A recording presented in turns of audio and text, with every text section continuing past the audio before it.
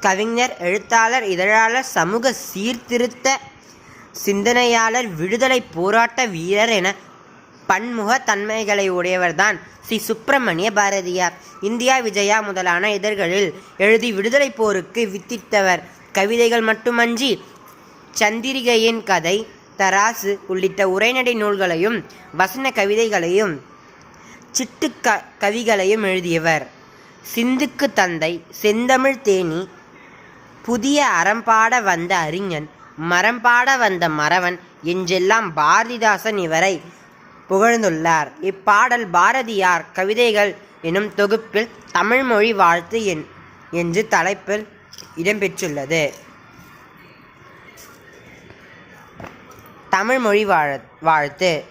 வாழ்க நிரந்தரம் வாழ்க தமிழ்மொழி, வாழிய வாழியவே. வானம் அளந்தது அனைத்தும் அளந்திடு வன்மொழி வாழியவே. ஏழு கடல் வைப்பினும் தன்மனம் வீசி இசைக்கொண்டு வாழியவே. எங்கள் தமிழ்மொழி எங்கள் தமிழ்மொழி என்றென்றும் வாழியவே.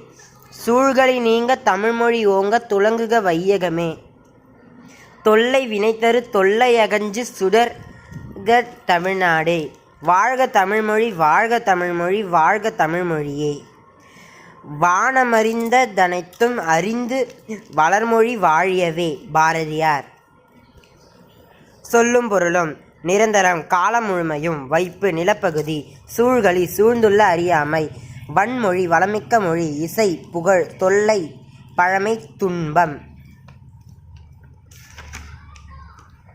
சரியான வினாவிடை. மக்கள் வாழும் நிலப்பகுதியை குறிக்கும் சொல் வைப்பு. அ. என்றென்றும் என்று சொல்லை பிரித்து எழுத கிடைப்பது என்று கூட்டல் என்றும். வானமளந்தது என்ற சொல்லை பிரித்து எழுத கிடைப்பது வானம் கூட்டல் அளந்தது. அறிந்தது கூட்டல் அனைத்தும் என்ற சொல்லை சேர்த்து எழுத கிடைப்பது அறிந்ததனைத்தும்.